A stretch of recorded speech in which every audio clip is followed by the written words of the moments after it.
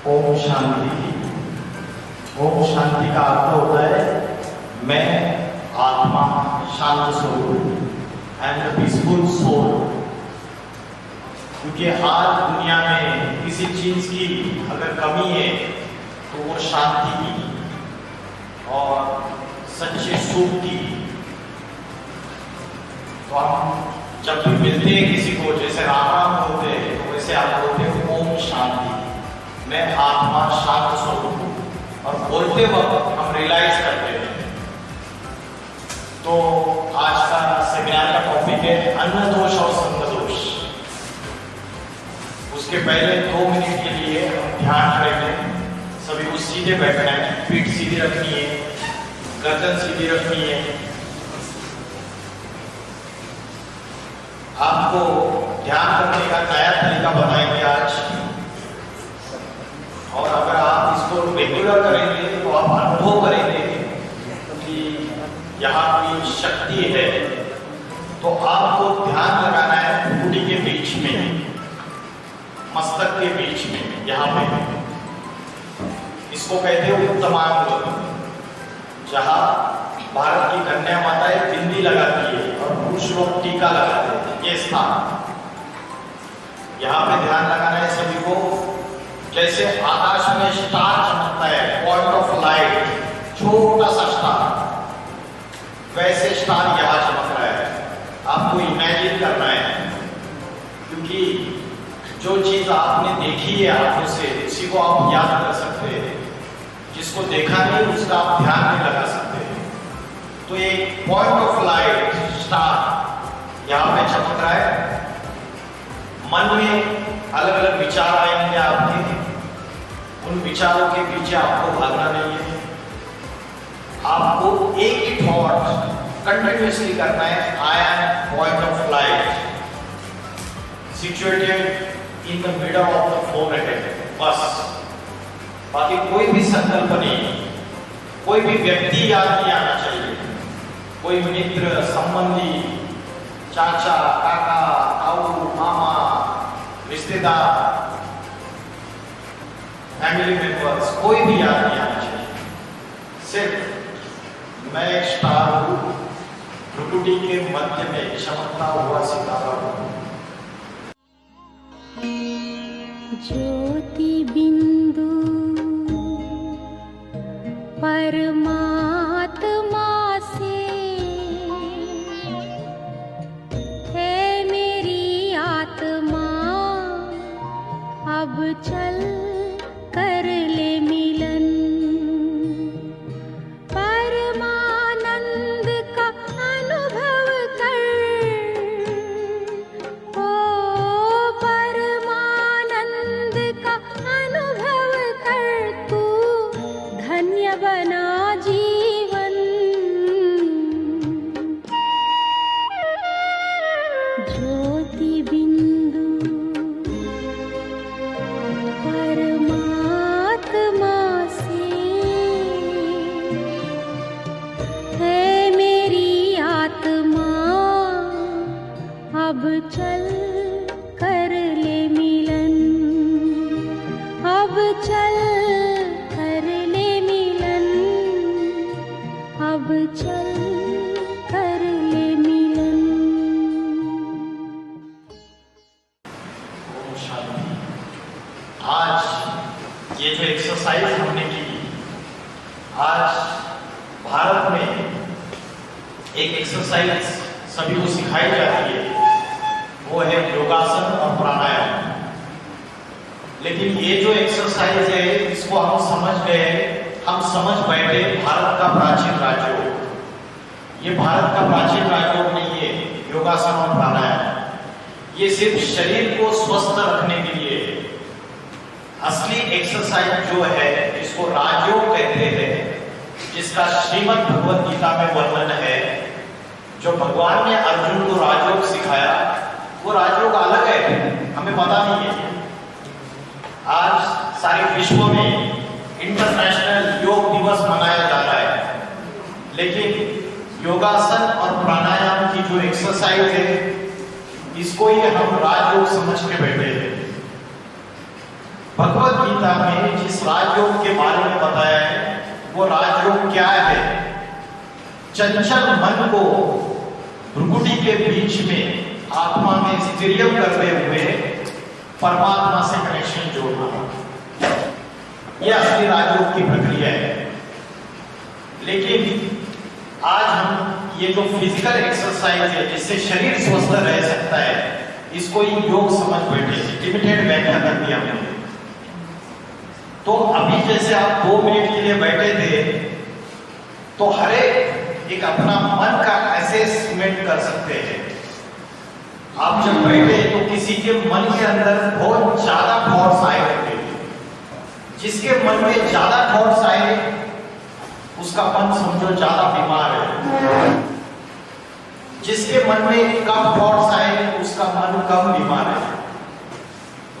जिसने अपने आप को एकाग्र करने की कोशिश की और कई व्यक्ति, अलग अलग व्यक्ति, पदार्थ, वस्तुएं याद आने लगी तो समझो मन बीमार है। तो रोज इसका अभ्यास करना चाहिए। हम आगे देखेंगे इन सारी बातों के बारे में, लेकिन आज जो हमने ये मन की एक्सरसाइज की, इससे आप रोज अपनी आप असेसमेंट कर सकते हो खुद की। ठीक है, तो आज का टॉपिक है, मैं इस बातों के ऊपर अभी गहराई में आऊंगा आगे। मेरे पास 1 घंटा है, तो 1 घंटे में मैं ट्राई करूंगा आपको सारी बातें बताने की। तो आज का टॉपिक है हमारा अन्न दोष और संग दोष। बोलते हैं जैसे खाओगे अन्न वैसे बनेगा मन, और जैसे पियोगे पानी वैसी होगी वाणी। अन्न का मन से कनेक्शन है, लेकिन आज हम इस बात को भूल गए, क्योंकि आज हम भौतिकता में है, भौतिक जगत में है, भौतिक वस्तुओं से आकर्षण है हमारा। तो हमें आध्यात्मिक चीजों का ज्ञान नहीं है, आध्यात्मिक ज्ञान पता नहीं है हमको। आज हम जो एजुकेशन ले रहे हैं वो भी फिजिकल एजुकेशन या सेकुलर एजुकेशन है, फॉर्मल एजुकेशन है, भौतिक ज्ञान है। इंजीनियर बनने का ज्ञान, डॉक्टर बनने का ज्ञान, बैचलर इन कंप्यूटर एप्लीकेशन, ये सारी सेकुलर एजुकेशन बोलते हैं इसको। लेकिन आध्यात्मिक ज्ञान है, उसको बोलते हैं पराभौतिकी, मेटाफिजिक्स। उससे परे जो भौतिकता है उससे परे का ज्ञान, ये सूक्ष्म ज्ञान है। और ये जो ज्ञान है ये आत्मा का ज्ञान है। इसलिए अध्यात्म इस शब्द का अर्थ आपको पता है किसी को? अध्यात्म मतलब क्या है? अध्यात्म का अर्थ है अधि मींस इनसाइड, अंदर, प्लस आत्मा, आत्मा के अंदर का ज्ञान, आत्मा के अंदर की नॉलेज, ये अध्यात्म है। आज जो हम नॉलेज ले रहे हैं, कंप्यूटर की नॉलेज है, लैपटॉप की नॉलेज है, मोबाइल की नॉलेज है, इंटरनेट टेक्नोलॉजी की नॉलेज है, आर्टिफिशियल इंटेलिजेंस भी सीख जाओगे आप, थोड़ा सा अभ्यास करोगे तो ये सारी नॉलेज है आपकी। कंप्यूटर की हार्डवेयर की नॉलेज भी सीख जाओगे, उसका कोई पार्ट खराब हो गया, रैम में प्रॉब्लम आ गया, हार्ड डिस्क में प्रॉब्लम आ गया, सारी चीजें सीख जाओगे। तो ये मशीनरी की नॉलेज हो गई। मेडिकल साइंस के पास शरीर के हर एक छोटे से छोटे नर्व की, नसों नाड़ियों की, हर एक ऑर्गन की, हर चीज की नॉलेज है। तो मेडिकल साइंस को शरीर की नॉलेज है, इंजीनियर जो है उनको मशीन की नॉलेज है, मशीन के पुर्जों की नॉलेज है। तो ये सारा भौतिक ज्ञान है, क्योंकि शरीर भी जो है वो भौतिक है, और जो आत्मा है वो है शरीर से परे, जो सूक्ष्म शक्ति है, जो शरीर को चलाने वाली है। हम क्या समझते हैं? शरीर को चलाने वाला कौन है? हम समझते ब्रेन। ब्रेन भी वन ऑफ द ऑर्गन,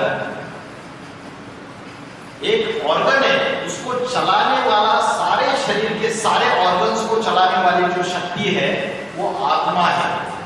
और आज हमें वो नॉलेज नहीं है। तो आध्यात्मिक ज्ञान में बताया जाता है as a food so the mind, जैसा अन्न वैसा मन। कलयुग में 2 दोष है। अभी कौन सा युग चल रहा है? कलयुग। कलयुग नहीं चल रहा है अभी चल रहा है घोर पापी कलयुग। पापों की अति चल रही है दुनिया में। पाप, हिंसा, क्राइम, आतंकवाद, भ्रष्टाचार, व्यभिचार, अत्याचार, दुख, अशांति अति में बढ़ती चली जा रही है। यस और नो? आज हम न्यूज़पेपर पढ़ते हैं, न्यूज़ चैनल्स देखते हैं, दुनिया में क्या चल रहा है? यही प्रॉब्लम है। कहीं भी देखो आप, रशिया और यूक्रेन की बात चल रही है, कहीं वो दिखाएगा टीवी 9 है ना, तो सबसे ज्यादा कवर करता है वार्स को। इजराइल और पैलेस्टाइन की बात चल रही है। पाकिस्तान हमारा दुश्मन तैयार है कभी भी एटॉमिक वेपन्स को यूज करने के लिए हमारे खिलाफ। चाइना तैयार है। धर्मों में झगड़े चल रहे, जातियों में झगड़े चल रहे, और जातियों में झगड़े तो देख ही रहे कि मराठा बोल रहे हैं, महाराष्ट्र में युद्ध चल रही है, मराठा बोल रहा है कि हमें रिजर्वेशन चाहिए। अब हमें आज की डेट में आपने ओपन कैटेगरी में हमें डाल दिया, हमें भी रिजर्वेशन दे दो, हमें दूसरी कैटेगरी दे दो, सबको रिजर्वेशन दे रहे हो। तो जातियों का झगड़ा है, धर्मों का झगड़ा है। एक धर्म दूसरे धर्म का दुश्मन बन पड़ा है। हिंदू और मुस्लिम दुश्मनी बढ़ती चली जा रही है या कम हो रही है? अति में बढ़ती चली जा रही है। अति में, इतनी अति में बढ़ती चली जा रही है, आने वाले 4-5 साल बहुत ही खतरनाक। ये मैं नहीं बोल रहा हूं, आप चेक करो, सोशल मीडिया सभी जगह चेक करो, आप डेटा है, पूरा डेटा है। भारत भर आज जो परिस्थिति है उसका मूल कारण क्या है? हमारे सबके अंदर धर्म के ऊपर आस्था तो है, एक होता है रिलीजियस फेथ, आस्था, बिलीफ, और एक होता है अध्यात्म। दोनों अलग अलग चीजें। जो बोलता है आज की डेट में मैं सनातनी हूं, क्या उसको सनातन धर्म का ज्ञान है? पूछो आप उनको कि सनातन धर्म की संस्कृति क्या है, सनातन धर्म के आचरण, विचार, उसकी पवित्रता, क्या क्या चीजें सिखाई जाती है, उनको नहीं पता है। उनको श्रीमद् भगवत गीता में क्या लिखा है वो भी नहीं पता है। सिर्फ हम सनातनी है, तलवारें निकालो, हिंसा करने के लिए तैयार है। तो जो अध्यात्म है वो आत्मा के अंदर की नॉलेज है। वो मन को एकाग्र कैसे करना है, इस चंचल मन को एकाग्र कैसे करना है। आज हम सारे ही सभी, इंक्लूडिंग छोटे बच्चे से लेकर बूढ़े तक, किसी का भी मन स्थिरियम नहीं है, सबका मन भटक रहा है। यस और नो? मन में सवेरे से लेकर रात तक वेस्ट थॉट्स ज्यादा आते हैं या पॉजिटिव थॉट्स ज्यादा आते हैं? वेस्ट थॉट्स, नेगेटिव थॉट्स ज्यादा आते हैं। तो ये मन जो है ये सबका नंबरवार, किसी का कम किसी का ज्यादा बीमार है। और मन बीमार है, बुद्धि बीमार है, आत्मा बीमार है, तो उसकी वजह से हमें रियल पीस एंड हैप्पीनेस सारे साधन इकट्ठा करने के बावजूद भी मिल रहा है क्या? एसी आया घर में, वॉशिंग मशीन आई, फ्रिज आया, लग्जरियस कार आई, नया फ्लैट ले लिया, 2 BHK था 3 BHK ले लिया, सारे साधन इकट्ठा कर लिए सुख के, लेकिन सुख मिल रहा है क्या? फाइनली जाके परिवार में भी हम अपने आप को चेक करेंगे। परिवार से बड़ी दूर की बात है, अपने अंदर चेक करो कि क्या मैं पूरी तरीके से शांत और सुखी हूं। राम और रावण की युद्ध मेरे अंदर चल रही है। ये जो इविल या डेविल और डिवाइन, ये दोनों मेरे अंदर है, डिवाइन क्वालिटीज और डेमोनिक क्वालिटीज, और उसकी युद्ध मेरे अंदर चल रही है। मैं खुद ही अंदर से अशांत हूं, तो बाहर की दुनिया में तो अशांति है ही। तो ये जो सिचुएशंस है, तो ये कलयुग का समय है, घोर पापी कलयुग। राज्य आपस में लड़ रहे हैं। तमिलनाडु और कर्नाटक के बीच में क्या झगड़ा है पता? तमिलनाडु और कर्नाटक, इन दोनों स्टेट्स के बीच में क्या झगड़ा है पता है आपको? इन दोनों स्टेट्स के बीच में झगड़ा है कावेरी। कावेरी नदी का पानी तुम पियोगे या हम पिएंगे, इस बात के ऊपर झगड़ा है। मतलब आपने नदियों को भी बांट दिया, जो नेचुरल है, नेचर की देन है। आपने आकाश को भी बांट दिया। पाकिस्तान बोलता है मेरी एयर स्पेस से भारत का एरोप्लेन नहीं उड़ सकता। मतलब आपने हवा को भी बांट दिया, जमीन को तो बांटा ही बांटा है, पानी को भी बांट दिया, हवा को भी बांट दिया। तो ऐसी तमो प्रधानता आज भारत में आ चुकी है। युवा पीढ़ी जो यंग जनरेशन है वो सबसे ज्यादा इसकी विक्टिम है, सबसे ज्यादा अफेक्टेड है। कैसे बताओ, कैसे अफेक्टेड है? आज हम जो साइंस के साधन यूज कर रहे हैं, मोबाइल, इंटरनेट, कंप्यूटर, ये सारे साइंस के साधनों के हम हैबिचुएटेड, एडिक्टेड बन चुके हैं। ऐसा और वो एडिक्शन इतना अति का है जिसकी वजह से हमारे मन और बुद्धि का कंसंट्रेशन बढ़ रहा है, या हमारे मन और बुद्धि और चंचल और विकृत और पतित होती जा रही है। क्या हो रहा है? कंसंट्रेशन बढ़ रहा है, फोकस हो रहे हैं, माइंड फोकस हो रहा है। हमारी जो एजुकेशन, हमारी जो पढ़ाई है उसमें वो हमें बहुत ज्यादा सपोर्ट कर रहा है, या उल्टा इफेक्ट हो रहा है? उल्टा इफेक्ट हो रहा है। चाइना ने डिक्लेयर कर दिया इंटरनेट इज अ डिसीज। जब हम ज्यादा सोशल मीडिया, इंटरनेट का यूज करते हैं तो हमारी ब्रेन की एक्टिविटी लो होती है, और हम ऑप्टिमम यूज करते हैं, नॉर्मल यूज करते हैं तो हमारी ब्रेन की एक्टिविटी नॉर्मल है, ठीक है।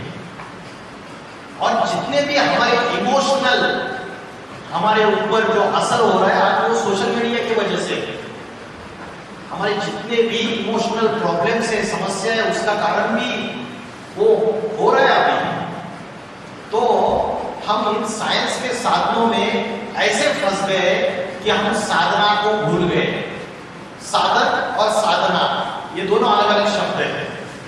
साधन मीन्स द मीन्स, इक्विपमेंट्स, और साधना मतलब मन को साधना, इंद्रियों को साधना, मन को संयमित बनाना, इंद्रियों को संयमित बनाना। आज की तारीख में यंग जनरेशन भी नशा करती है या ना? तो उससे इंद्रियां चंचल होती है या इंद्रियां संयम में रहती है, कंट्रोल में रहती है? हम नशा करने के बाद हमारी वाचा में कंट्रोल नहीं रहता है, हमारी किसी भी इंद्रियों के ऊपर कंट्रोल नहीं रहता है, और उसके बाद जो चीजें होती है वो पुण्य कर्म होते हैं या पाप कर्म होते हैं? पाप कर्म होते हैं। तो हमारा आचार, हमारे विचार, हमारा सब कुछ ही, ये कलयुग का जो घोर पापी कलयुग है, इसमें जो दो दोष है, अन्न दोष और संग दोष, इसकी वजह से हम नीचे की तरफ जा रहे हैं, हम ऊपर नहीं उठ रहे, हम नीचे जा रहे हैं। तो ये अन्न जो है ये हमारे जीवन में बहुत इंपॉर्टेंट रोल प्ले करता है। कैसे कैसे बताइए? आज रेस्टोरेंट में और होटल्स में हम लोग जाके खाना खाते हैं, बहुत डेलिशियस फूड, बहुत बढ़िया डिश बना दी उन्होंने, मेनू देखा हमने, सिलेक्ट कर लिया, बहुत बढ़िया। लेकिन जो बनाने वाला है, भोजन बनाने वाला, उसके मन में अगर गंदे विचार चल रहे, डर्टी थॉट्स, निगेटिविटी है, घर में परिवार में झगड़ा करके आया हुआ है, पत्नी की मार पिटाई करके आया है, समझो, बाल बच्चों को मार पिटाई करके आया है, हिंसा करके आया है, वेश्यावृत्ति के विचार चल रहे गलत, या कोई नशा कर रहा है, कई बुराइयों में लिप्त है, तो वो जो खाना बनाने वाला शेफ है, वो खाना बनाने वाला जो शेफ है, उसके हाथों से, उसके आंखों से वाइब्रेशंस निकल रहे या नहीं निकल रहे? तो वो वाइब्रेशन जो है, जैसे हम बोलते हैं ना, आज क्लासरूम में वाइब्स बहुत अच्छे हैं, तो ये जो वाइब्रेशन है ये तो सूक्ष्म चीजें हैं, ये तरंगे हैं, ये हमारे संकल्पों से, हमारे थॉट्स से निकलती रहती है। तो वो खाना भले हमें टेस्टी लग रहा है, मसाले डाले, अच्छी अच्छी चीजें डाली उसमें, लेकिन जो वाइब्रेशंस निकल रहे हैं हाथों से, आंखों से, उन वाइब्रेशंस का उस अन्न के ऊपर असर हो रहा है, और वो अन्न हम खा रहे हैं।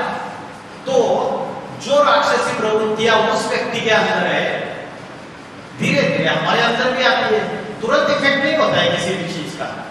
आपकी टू व्हीलर, अगर आपके टू व्हीलर में कोई प्रॉब्लम स्टार्ट हो गया है, समझो स्पीड ब्रेकर के यहाँ जाके जब गाड़ी जा रही थी तो नीचे से ऑयल टैंक या कहीं जोर से शॉक लग गया या शॉक एब्जॉर्बर जो है वो बहुत जोर से शॉक लग गया, धक्का लग गया, तो धीरे धीरे शॉक एब्जॉर्बर डैमेज होते हैं या ऑयल टैंक को जहां धक्का लग गया धीरे धीरे डैमेज होता जाता है, फिर बाद में इफेक्ट होता है, कंप्लीटली बस्ट हो जाता है या शॉक एब्जॉर्बर कंप्लीट डैमेज हो जाते हैं। तो गाड़ी के पार्ट्स का भी ऐसा होता है, शरीर का भी ऐसा होता है, लीवर खराब होता है, हार्ट में ब्लॉकेजेस आते हैं, ये लंबे समय की बात है ना, 20 साल हम जो भी गलत खान पान करते हैं, गलत चीजें करते हैं, उसका इफेक्ट हमें 10-15 साल के बाद, 20 साल के बाद दिखाई देता है। वैसे ही ये जो वाइब्रेशन निकल रहे हैं अन्न से, जो अन्न झगड़ालू वाइब्रेशन से सारे झगड़े चल रहे एक दूसरे के साथ, और वहां वो अन्न तैयार हो रहा है, बनाने वाला व्यक्ति की गंदी सोच है, नशा कर रहा है, तो उस वाइब्रेशंस का आपके मन के ऊपर असर होता है। और ये बात सिर्फ अध्यात्म सिखा सकता है, बाकी कोई नहीं बताएगा। कोई भी स्कूल, कॉलेज, यूनिवर्सिटी ये पढ़ाई नहीं पढ़ाता, इसलिए आपको पता ही नहीं है। तो अन्न का मन के ऊपर इफेक्ट होता है। एक कहानी है, एक बड़ा संत पुरुष होता है, साधु, बहुत अच्छा, उसके कर्म भी, आचरण बहुत अच्छा रहता है, विचार भी बहुत अच्छे रहते हैं, बहुत सात्विक वृत्ति रहती है उसकी, ब्राह्मण रहता है।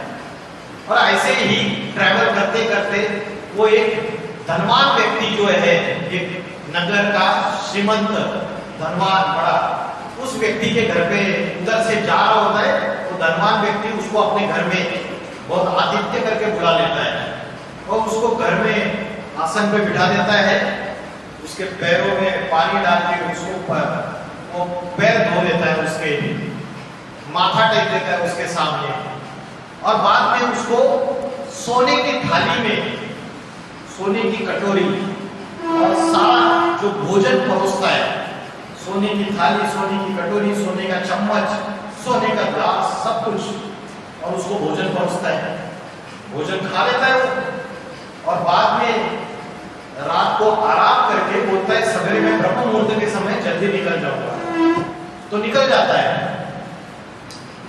थोड़ा ट्रैवल करने के बाद थकान आती है, एक पेड़ के नीचे सो जाता है, फिर भूख लगती है, तो अपनी जो पोटली है, वो संत पुरुष जो है अपनी पोटली को खोल लेता है, और खोलने के बाद उसको रोना आ जाता है, आत्मग्लानि होती है उसको, वो देखता है उसकी पोटली के अंदर वो सोने का चम्मच, सोने का ग्लास, ये सारी चीजें उसके पोटली के अंदर है।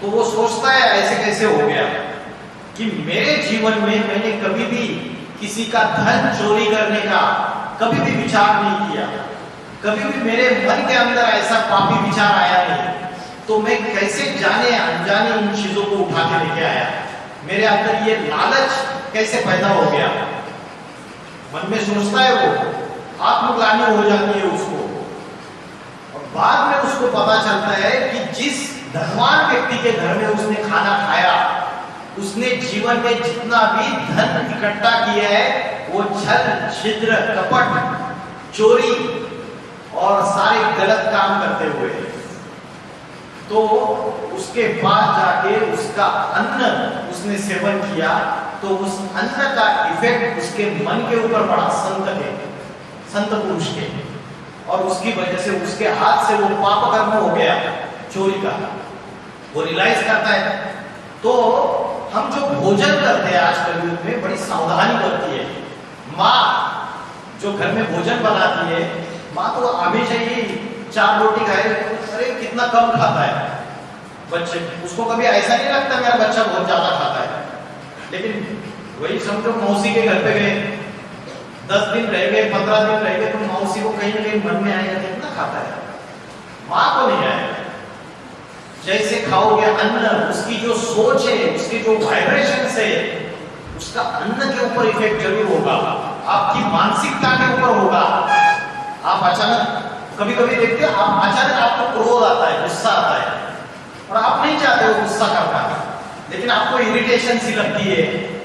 घर में कोई भी, हर एक व्यक्ति के ऊपर हम न चाहते हुए गुस्से में बात करते हैं, ये सारा का कनेक्शन कहीं ना कहीं हमारे अन्न से भी है, और उसकी वजह से हमारा मन बीमार हो जाता है।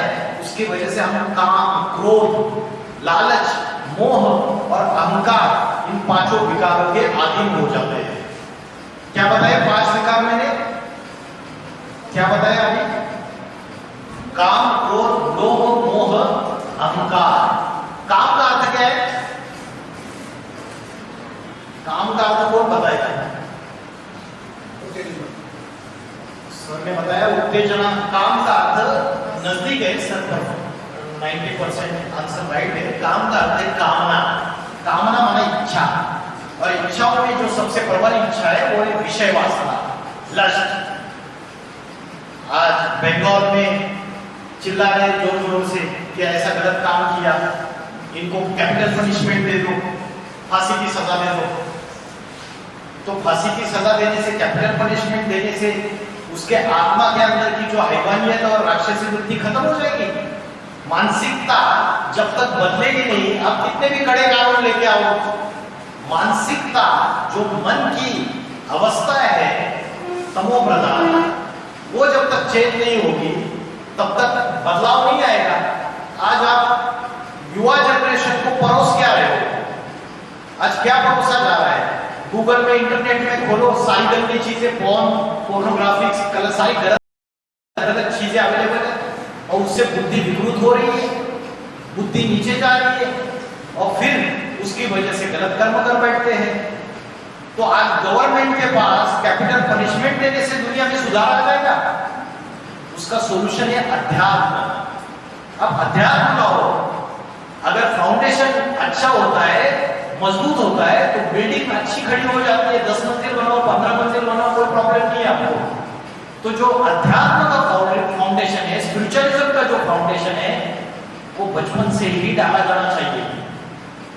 बचपन से हमारे मन में, हमारी बुद्धि में अच्छे विचार, अच्छी चीजें रहेगी, तो हम आने वाली समस्याओं में, आने वाली परिस्थितियों में, हमारा जो बुद्धि है, बुद्धि का काम है डिसीजन मेकिंग पावर, निर्णय करने की शक्ति, सही, what is right and what is wrong, इसका चुनाव कर सकती है हमारी बुद्धि। लेकिन हमें वो संस्कार आज डाले नहीं जा रहे, और गवर्नमेंट बोल रही है कि कैपिटल पनिशमेंट दे दो, लोग चिल्ला रहे हैं, लेकिन उसमें 100% सॉल्यूशन नहीं मिलेगा उन सारी चीजों से। उससे आपका क्राइम खत्म नहीं होने वाला है। अध्यात्म में उसका सॉल्यूशन है। तो just focus on the physical nutrients. हम क्या कर रहे हैं? सिर्फ फिजिकल न्यूट्रिएंट्स के ऊपर फोकस कर रहे हैं। हमारी जो इमोशनल हेल्थ है उसके ऊपर फोकस नहीं कर रहे। तो इमोशनल हेल्थ का भी अन्न से कनेक्शन है क्या? तो इमोशनल हेल्थ का अन्न से कनेक्शन है, तो कैसे कनेक्शन है? श्रीमद् भगवत गीता में 3 प्रकार के भोजन बताए हैं, सात्विक, राजसी और तामसी। 3 प्रकार के भोजन है। सात्विक फूड, सात्विक शब्द का अर्थ किसी को पता है? हाँ, भोजन नहीं, सिर्फ सात्विक शब्द का अर्थ। हाँ, वो तो भोजन की बात होगी, लेकिन शुद्ध, सात्विक माना शुद्ध ही, उन्होंने बताया शुद्ध, पवित्र जो चीजें हैं उसको सात्विकता, गुण भी होता है सात्विक। अगर कोई, हम बोलते हैं कि अरे वो आदमी एकदम देवता जैसे हमारे जीवन में आया और हमको इतना बड़ा उसने सहयोग दिया, वो जो अच्छे गुण होते हैं, डिवाइन क्वालिटीज होते हैं, उसको बोलते हैं सात्विकता। दया, क्षमा, शांति, अहिंसा, अक्रोध मतलब क्रोध न करना, त्याग, क्षमाशीलता, मर्सी, ये सारे जो गुण हैं रहमदिल। भगवत गीता का chapter number 16, what are the divine qualities and what are the demonic qualities. अहिंसा, सत्य, क्रोध, त्याग, शांति और अपैशुनम, दूसरों के दोष न देखना, अपैशुनम, तो ये डिवाइन क्वालिटीज है। इसको बोलते हैं डिवाइन क्वालिटी, जिसमें ज्यादा उसका गुण है सत्व गुण, उसको बोलते हैं सात्विकता। राजसी गुण जो है वो सेकंड नंबर पर है। सात्विक मतलब 100% प्यूरिटी, आपके अंदर सारे डिवाइन क्वालिटीज है, अच्छे गुण हैं, वो सात्विक, सिंपल भाषा में समझना है। राजसी मतलब मीडियम 50%, सेमी प्योर, और तामसी मतलब कंप्लीटली इम्प्योर स्टेज, माइंड की, मन की और बुद्धि की कंप्लीटली इम्प्योर स्टेज। उस इम्प्योर स्टेज में व्यक्ति के हमेशा दूसरों को गाली देगा, दूसरों को क्रोध से ही बात करेगा, उसका माइंड कंप्लीटली राक्षसी वृत्तियों से भरा हुआ होगा। वो तामसी वृत्ति है, सत्व, रजो और तामसी। तो भगवत गीता में सात्विक भोजन क्या है, राजसिक भोजन क्या है और तामसिक भोजन क्या है, इसको भी भगवत गीता में इसको तीनों को डिवाइड कर दिया है। तो सात्विक भोजन जो है गीता में बोला है आयु सत्व बलारोग्य सुख वृद्धि विवर्धना, जो आयु बुद्धि बल स्वास्थ्य सुख और प्रेम इन चीजों में वृद्धि लाता है वो सात्विक भोजन है। तो कौन सा भोजन है? जैसे साग सब्जी खाते हैं, अनाज खाते हैं, दालें दूध फल, ये सारा सात्विक भोजन है। आज अन्न में भी मिलावट हो रही है। आज हम जो फूड खा रहे हैं उसमें केमिकल्स डाले जा रहे हैं, यूरिया डाला जा रहा है और उसका असर हमारे ऊपर हो रहा है, शरीर के ऊपर भी हो रहा है। ये सात्विक भोजन है। राजसी भोजन क्या है? राजसी भोजन गीता में बोला है कटु अम्ल लवना अत्युष्ण तीक्ष्ण रुक्ष विदाई। जो कड़वे भोजन है, जो खट्टे भोजन है बहुत ज्यादा, जैसे अचार है, हम बहुत अचार को सड़ा के ज्यादा सड़ा के आप अगर खाते हो तो वो राजसी भोजन है, वो सात्विक भोजन नहीं है। अचार फ्रेश बनाया और तुरंत खा लिया तो फिर भी ठीक है, लेकिन आप उसको ज्यादा देर सड़ाते हो तो वो गलत इफेक्ट आएगा। बोला है कड़वे, अति खट्टे, अति उष्ण, मतलब ज्यादा गर्मी पैदा करने वाले, जिससे इंद्रियों में उत्तेजना आती है। आपको पता है प्याज और लहसुन, ये दो चीजें, आप किसी भी सत्संग में जाओ भारत में, वो बोलेंगे आपको प्याज लहसुन नहीं खाना है। आप बोलेंगे क्यों नहीं खाना है? भैया उससे क्या होता है? तो प्याज और लहसुन, अगर आप एलोपैथिक डॉक्टर के पास जाओगे तो बोलेगा अरे मूर्ख लोग है, बात नहीं मानना होगी। प्याज और लहसुन आपके शरीर के लिए बहुत अच्छा है। प्याज और लहसुन से ये बीमारी कम होती है, ये बढ़ जाता है, वो बढ़ जाता है, शरीर के फायदे बता देगा डॉक्टर। लेकिन डॉक्टर को सिर्फ फिजिकल नॉलेज है, अध्यात्म की नॉलेज नहीं है। और अध्यात्म कहता है प्याज और लहसुन ये दोनों इंद्रियों को उत्तेजित करते हैं, काम उत्तेजना बढ़ाते हैं। प्याज और लहसुन अध्यात्म में हम मन को कंट्रोल करने का अभ्यास करते हैं, हम इंद्रियों को कंट्रोल करने का अभ्यास करते हैं, आंख नाक कान जिह्वा सबको कंट्रोल करने का अभ्यास करते हैं अध्यात्म में। तो प्याज और लहसुन ये इंद्रियों में उत्तेजना बढ़ाने का काम करते हैं, इसलिए सभी सत्संग में वो बोलते हैं कि प्याज लहसुन नहीं खाना है करके। मुख में तो बड़ा टेस्ट आएगा आपको, लेकिन जिसको स्पिरिचुअल हेल्थ को इंप्रूव करना है, मेंटल हेल्थ को इंप्रूव करना है, उसके लिए ये अच्छा उपाय है। तो भगवत गीता में बोला है कड़वे खट्टे नमकीन बहुत गर्म तीखे मीठे जलन पैदा करने वाले भोजन जो है वो रजोगुनी भोजन है। रजोगुनी आत्माओं को प्रिय, वो दुख शोक और राग पैदा करते हैं और रोग पैदा करते हैं। ठीक है, आज 25 साल 30 साल की उम्र में भी ब्लड प्रेशर, बीपी, उसके बाद क्या डायबिटीज और क्या क्या प्रॉब्लम शुरुआत हो गए यंग जनरेशन में। उसका कारण है भोजन, वो शरीर के ऊपर भी असर कर रहा है, मन के ऊपर भी असर कर रहा है। और तमो प्रधान भोजन क्या है? भगवत गीता में बोला है यातायाम गतरसम कुति पर्युषितम चेयति। यातायाम मतलब जिसका खाने का कोई समय नहीं है, भोजन का समय फिक्स होना चाहिए। शाम को जो समय रहता है, आपको जैनिज्म में बोला है कि सूर्यास्त से पहले भोजन करना है। और आप अगर कोई जैन है आप में से तो शायद उनको पता रहेगा कि वो रूल भी फॉलो करते रहेंगे, कई लोग फॉलो करते हैं सूर्यास्त सनसेट से पहले भोजन। और आज की डेट में 11 बजे 12 बजे रात को 1 बजे खाना खाते हैं। और शास्त्रों में बोला है रात के 9 बजे से लेके 10 बजे से लेके जो आगे का समय 12 साढ़े 12 बजे तक का वो राक्षस काल है। क्या राक्षस काल? वो समय ऐसा समय है, उस समय कभी भी जगना भी नहीं चाहिए, खाना तो बहुत दूर की बात है, क्योंकि वो विष बन जाता है भोजन। तो जल्दी सोना चाहिए। भगवत गीता में बोला है प्रातः समय जल्दी उठना चाहिए। जो योगी है वो प्रातः समय जल्दी उठता है, ब्रह्म मुहूर्त के समय, और जो भोगी है वो देर समय तक सोता है। कोई कोई ऐसे होते हैं रात को 1-2 बजे तक सो जाएंगे, 9 बजे 10 बजे उठ जाएंगे। हंस रहे आप? कभी किया होगा इसलिए हंसी आ जाती है। रियलिटी जब फैक्ट बताई जाती है ना कि ऐसा करते हैं करके, अभी तो बहुत कल्चर चेंज हो चुका है। कई सारे बच्चे ऐसे जो 3-4 बजे सोते हैं रात को। तो भगवत गीता में बोला है या निशा सर्वभूतानां यस्याम जागृति संयमी।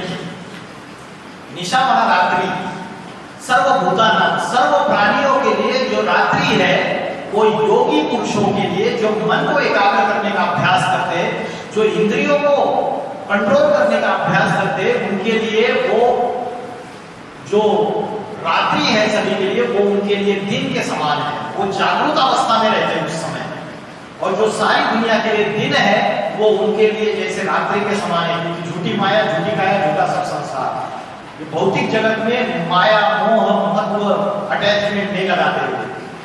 तो भोजन का सही समय जो है वो शाम को 7-8 बजे के बाद तो खाना नहीं चाहिए, ज्यादा से ज्यादा 8 बजे तक भोजन लेना चाहिए। और आपने इंग्लिश में भी बोलते हैं early to rise and early to go to bed makes man healthy and wise, ऐसे कुछ है। तो हम ये बातें भी नहीं मानते हैं, आज कंप्लीटली हम उन चीजों को भूल चुके हैं। तो ये जो भोजन है ये कैसा भोजन बताया? यातायाम गतरसम, जिसका समय गलत समय हो वैसे भोजन नहीं करना चाहिए। आज लोग बिजनेस करते हैं, रात को 11 बजे तक अपनी दुकान चालू रखते हैं, 12 बजे आके सोते हैं। वो धन हम कमा रहे हैं, उसका फायदा क्या है? समय पे भोजन, हमारी जो रिक्वायरमेंट है 2 टाइम अच्छा भोजन समय पर। यातायाम गतरसम, गतरसम मतलब रसहीन भोजन, जिसमें रस नहीं है। जो फल होते हैं जिसमें रस होता है वो भोजन सात्विक भोजन है। लेकिन यातायाम गतरसम पुति परियुषितम च, मतलब जो सड़ा हुआ भोजन है, जो झूठा भोजन है और जो बासी भोजन है वो सारा तामसी भोजन है। हम क्या करते हैं? रेफ्रिजरेटर, पहले हमारे भारतीय संस्कृति में रेफ्रिजरेटर होता था क्या उस समय गर्मी नहीं होती थी? होती थी, लेकिन हमने ये वेस्टर्न कल्चर से ये सारी चीजें लेके आए। हम उसमें वो लोग को देखेंगे ना, उनके यहाँ भोजन नहीं बनता है, अभी हम उनको फॉलो करने लगे। वो 7-7 दिन 8-8 दिन वो फ्रिज में रखा हुआ भोजन निकाल के खाते हैं। उसको बोलते हैं वो सारा सड़ा हुआ भोजन है, बासी भोजन है। अपना जो अध्यात्म कहता है कि आपको फ्रेश तुरंत भोजन बना के, अभी रोटी सब्जी दाल चावल बनाया तुरंत खाओ उसको आधा 1 घंटे में। ऐसा नहीं कि बहुत समय तक बनाया हुआ भोजन खाते रहो। तो तामसी भोजन क्या है, सात्विक भोजन क्या है और राजसी भोजन क्या है, ये मैंने आपको बताया। लहसुन और प्याज ये क्यों नहीं खाना चाहिए। फिर बात आती है, ये तो बड़ा डिबेटेबल विषय है, मैं उसमें गहराई में नहीं जा रहा हूँ। अभी आपको इससे रिलेटेड सोशल मीडिया में मैं डिटेल बातें मिल जाएगी, और हर एक का फूड का अपना चॉइस है। लेकिन अध्यात्म की नजर से अगर देखेंगे, अगर आध्यात्मिक तरीके से आप देखेंगे, स्पिरिचुअल सेंस में देखेंगे, तो मांस, मच्छी, मदिरा ये इनका सेवन करने से विकार बढ़ते हैं। विकार बताया मैंने, काम, क्रोध, लालच, मोह और अहंकार। अहंकार किसी को बुद्धि का अहंकार है, किसी को अपनी सुंदरता का अहंकार है ना, मैं बड़ी सुंदर हूं। किसी को अपने बॉडी बिल्डिंग का अहंकार है, मैं बड़ा बॉडी बिल्डर हूं। किसी को अपने धन का अहंकार है, मेरे पास करोड़पति, मैं अरबपति हूं। तो सबको अलग अलग प्रकार का अहंकार है आज की दुनिया में। किसी को अपनी बुद्धि का अहंकार है। तो ये पांचों विकारों का संबंध भी भोजन से है, इतना ध्यान में रखिए। और कलयुग में बोला है सबसे बड़े 2 दोष है, अन्न दोष और संग दोष। किसी जीव की हत्या करके, क्योंकि आप बोलेंगे कि वनस्पति जो है प्लांट से, उसमें भी तो चैतन्यता एक कॉन्शियसनेस है, उसको भी तो हम तोड़ के खाते हैं, फलों को तोड़ के खाते हैं। तो किसी प्राणी की अगर नॉनवेज खा लिया आपने तो क्या गलत बात है, मांस खा लिया तो क्या गलत बात है? आपने कभी देखा है उसको वेदनाएं होती है जब वो उसका गला काटते हैं, उसको वेदनाएं होती है और उसका जो इमोशनल जो इफेक्ट है, जो वाइब्रेशन है, उसका भोजन के ऊपर जरूर असर होगा 100% उन वाइब्रेशंस का। और भी कई चीजें उसमें कहेगी, मैं अभी डिटेल में नहीं जा रहा हूँ, मैं बता नहीं पा रहा हूँ। और मदिरा जो नशा होता है, दारू या ये जो भी चीजें हैं, इससे पांचों विकार बहुत ज्यादा बढ़ते हैं और जो नशा करने वाला व्यक्ति वो कंप्लीटली अनकंट्रोल्ड रहता है, उससे पांचों विकारों को बढ़ावा मिलता है, काम, क्रोध, लोभ, मोह, अहंकार। ये पांचों विकार अति में बढ़ जाते हैं और उसकी वजह से जो कर्म होते हैं वो पाप कर्म होते हैं।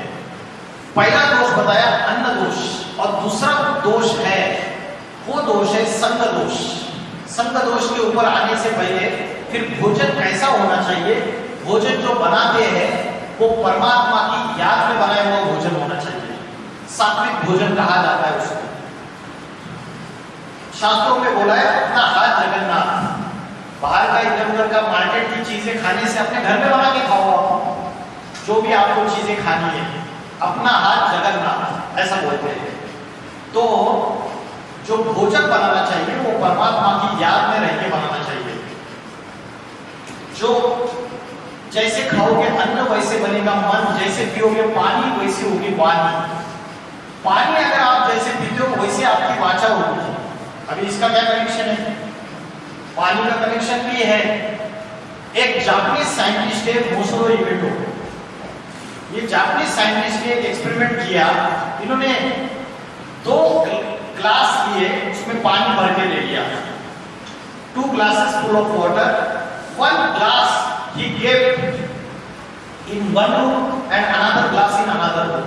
एक ग्लास के सामने जाके उसने लवफुल मैसेजेस पास किए, बहुत अच्छी बातें बोली, पॉजिटिव बातें बोली उस ग्लास ऑफ वाटर के सामने।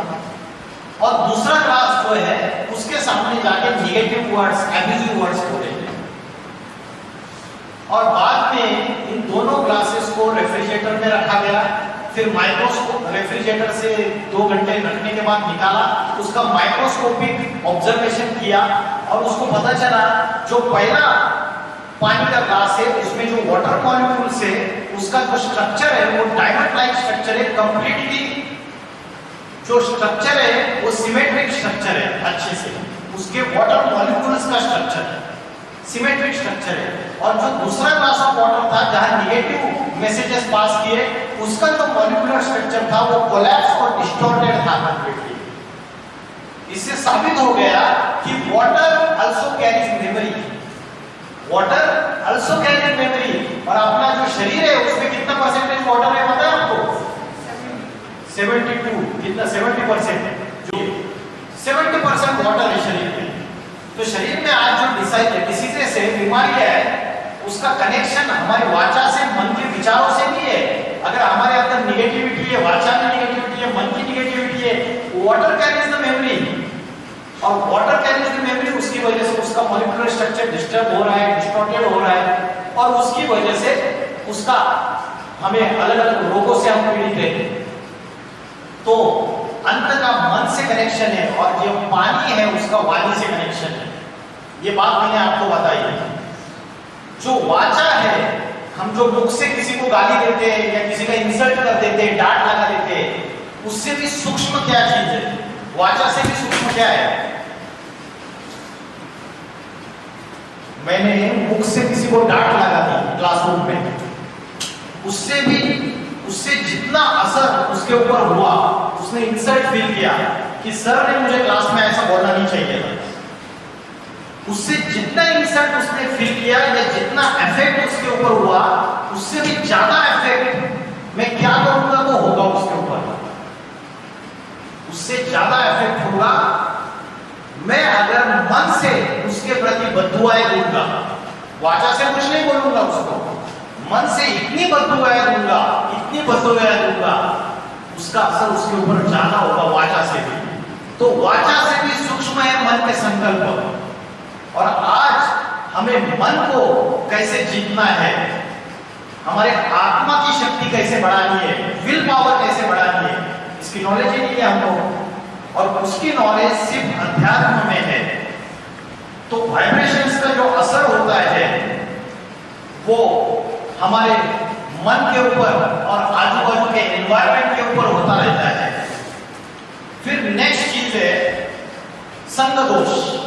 जैसा संग वैसा रंग।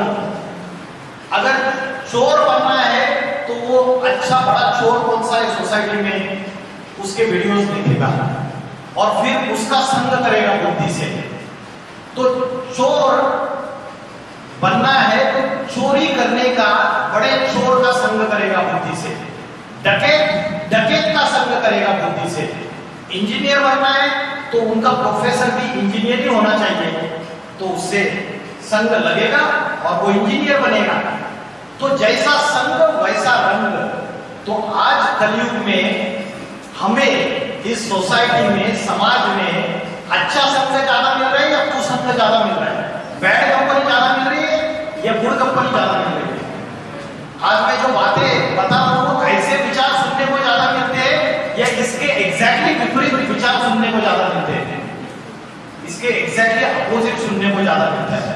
तो कानों से हम जो सुनते हैं, आंखों से जो मूवीज देखते हैं, वेब सीरीज, और जो भी हम कानों से सुन रहे और जो भी वाचा से बोल रहे, ऐसे ही हम बन रहे, वही हम बन रहे।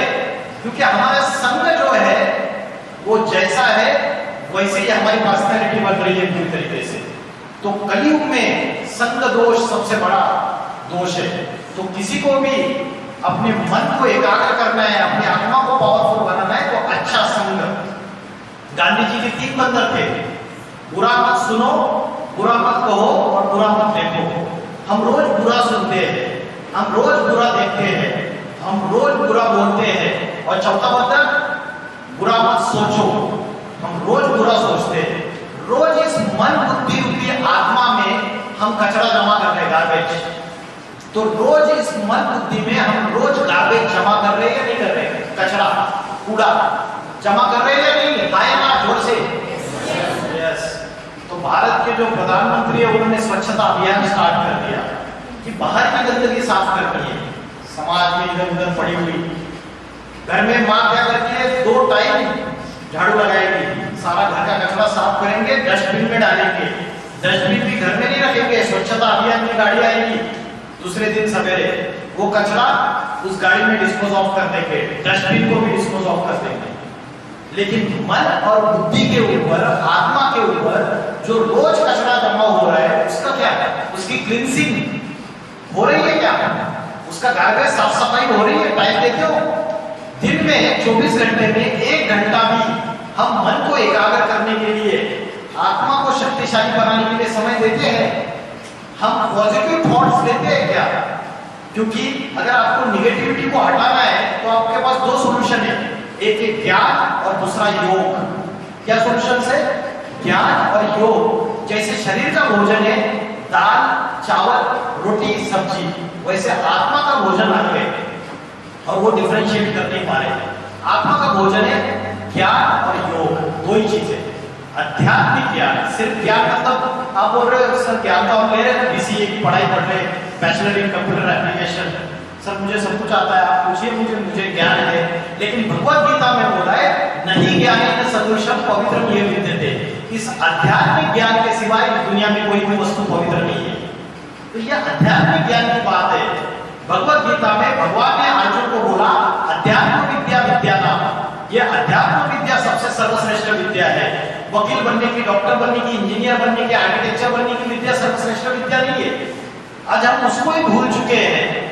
हमें बैलेंस करना है, ये भी करो और उसके साथ साथ ये लो, दोनों 50-50% होना चाहिए। फिर देखो कैसी ऊपर सीढ़ी चढ़ लेते हैं। तो क्या चलती थी बात? कंपनी, संग, जैसा संग वैसा रंग। तो ये जो मन और बुद्धि के ऊपर जो रोज कचरा जमा हो रहा है उसको तो हम साफ सफाई नहीं कर रहे। अगर मोबाइल में हम कुछ गलत देखते हैं तो हम क्या करते हैं, हिस्ट्री में जाके उसकी सारी फाइल्स डिलीट मार देते हैं। मारते हैं या नहीं मारते? कोई दूसरा देख ना ले, हिस्ट्री में डिलीट मार देते हैं, लेकिन कभी कभी एक गलती हो जाती है, रिसाइकल बिन में पड़ा रहता है और रिसाइकल बिन से डिलीट करना भूल जाते हैं। वैसे ही हमारे रोज के हम जो कर्म कर रहे हैं, जो सुन रहे हैं, जो देख रहे हैं, जो प्रभाव हमें संगति मिल रही है समाज में, उसका असर हमारे आत्मा के ऊपर हो रहा है। उस कचरे को हम रोज की सफाई नहीं कर रहे, उन फाइल्स को डिलीट नहीं कर रहे। जैसे हार्ड डिस्क और मोबाइल का मेमोरी कार्ड ये स्टोरेज स्पेस है, डेटा स्टोर करता है, वैसे ही हमारी मन बुद्धि ये आत्मा की स्टोरेज स्पेस है। मन बुद्धि और संस्कार, इसमें आपके कर्मों का सारा डेटा स्टोर है, अनेक जन्मों के कर्मों का, क्योंकि आत्मा कभी मरती नहीं है। आत्मा अजर अमर अविनाशी है, शरीर विनाशी है, आत्मा इमॉर्टल है, क्योंकि अनेक जन्मों में जो हमने अच्छे बुरे कर्म किए उसका सारा डेटा मन और बुद्धि में स्टोर है। और मन और बुद्धि आत्मा के साथ साथ ट्रैवल करते हैं। जब कोई व्यक्ति मर जाता है तो शरीर तो उधर ही पड़ा हुआ है, आत्मा एक शरीर छोड़ के दूसरा शरीर धारण करती है और उसके साथ साथ मन बुद्धि संस्कार भी ट्रैवल करते हैं। तो ऐसे नहीं समझना, जो भी कर्म हम कर रहे हैं, जो भी रोज चीजें हम देख रहे हैं, सुन रहे हैं, वो डेटा सारा का सारा स्टोर हो रहा है। और वो डेटा स्टोर होते होते भगवत गीता में बोला है, संगात संजायते कामा। संग, गलत संग करने से क्या होती है? कामना जागृत होती है, इच्छाएं जागृत होती है। कामानि जायते क्रोधा, और इच्छा पूरी नहीं होती है तो क्या जन्म लेता है? कौन बताएगा? कौन होशियार है? अगर कोई इच्छा पूरी नहीं होती है तो क्रोध जन्म लेता है। Good, very good, perfect answer. कामानि जायते क्रोधा, मेरी कोई इच्छा है अंदर, पापा मेरे को इस बार मैं इतने परसेंटेज लाऊंगा तो मुझे बुलेट बाइक दिलवाएंगे, ठीक है, और ये मेरी इच्छा है और मुझे नहीं मिली वो चीज, तो फिर क्रोध है। तो कामानि जायते क्रोधा, क्रोधानि भवति सम्मोहा, और क्रोध से मूढ़ता आती है। सम्मोहा, मूढ़ता। मूढ़ता क्या है पता है आपको? मूर्ख बना। जो व्यक्ति क्रोधी हो जाता है ना, वो हत्या पे भी उतारू हो जाता है। और जितने भी क्राइम से, मर्डर से, जितने भी प्रॉब्लम्स है सोसाइटी का, उसका मूल कारण यही है। ये विकार सारे के सारे बोलते जड़, जोरू और जमीन, ये तीन मुद्दे हैं आज की दुनिया में। जितने भी क्राइम है उसके क्या होता है? जड़, जोरू, जमीन। पता है सारे रामायण किसकी वजह से हो गई? सीता को उठाने लेके गए स्त्री, महाभारत हो गई द्रौपदी की वजह से, पांडव कौरव सारे लड़े। जड़, जोरू और जमीन, प्रॉपर्टी, संपत्ति, उसके लिए झगड़े, भाई भाई के बीच में झगड़े। आज की तारीख में भाई भाई का गला काटना है प्रॉपर्टी के लिए। तो संगात संजायते कामा, कामानि जायते क्रोधा, क्रोधानि भवति सम्मोहा। मूर्ता आती है, मूर्ता आती है। जो व्यक्ति क्रोधी होता है उसका मानसिक संतुलन बिगड़ जाता है, वो अपने घर का फर्नीचर तोड़ना चालू कर देता है, अपने बर्तन फोड़ना चालू कर देता है। क्रोधानि भवति सम्मोहा, सम्मोहा बुद्धिनाशा, बुद्धिनाशा प्रणश्यन्ति, फिर प्राणों का नाश होता है। बुद्धि पूरी अकल घास खाने चली जाती है, बुद्धि का नाश हो जाता है। तो ये सारी जो चीजें हैं उसका कारण क्या है? संग, कुसंग। संग तारे कुसंग बोले। तो कलयुग में आप सभी को इन चीजों से बहुत बचना है। अगर आपको कहीं भी लगता है कि आपका संग गलत जा रहा है, वही फुल स्टॉप लगा दो अपने आप को। समझ रहे हैं आपको? तो मैं अभी शॉर्ट में एक लास्ट चीज आपको बता रहा हूं, क्योंकि मेरा लेक्चर शायद कंप्लीट नहीं होगा। तो एक लास्ट चीज आपको क्लियर करते हैं। जैसे मैंने बोला कि इन सब का सॉल्यूशन क्या है? इन सब का सॉल्यूशन ये है कि ठीक है, हमारा रोज का रोज माइंड में ये गार्बेज जमा हो रहा है, 5 विकारों के हम अधीन हो चुके हैं। तो मन को कैसे एकाग्र करें, है ना? सॉल्यूशन चाहिए अभी। मन को कैसे एकाग्र करें, बुद्धि को कैसे स्त्रियम करें, बुद्धि को कैसे सात्विक बनाए। तो उसके लिए हमें जवाब चाहिए कि हु एम आई, मैं कौन हूं, what is my real identity. अगर मैंने आपको क्वेश्चन पूछा आप कौन है, तो आप अपनी आइडेंटिटी बताएं। मैं स्टूडेंट हूँ, कोई बताएगा मैं प्रोफेसर हूँ, कोई बताएगा मैं इंजीनियर हूँ, कोई डॉक्टर है, कोई वकील है, कोई बोलेगा मैं हिंदू हूँ, मुस्लिम हूँ, कोई बोलेगा मैं बंगाली हूँ, कोई बोलेगा मैं पंजाबी हूँ। कोई बिहारी, कोई जवाब देंगे। जाति के आधार से, धर्म के आधार से, अपनी क्वालिफिकेशन के आधार से, अपनी जहाँ नेशनलिटी है उसके आधार से अलग अलग प्रकार के जवाब देंगे। तो ये हमारी असली आइडेंटिटी नहीं है, ये हमारी परमानेंट आइडेंटिटी नहीं है, दिस इज टेम्पररी आइडेंटिटी।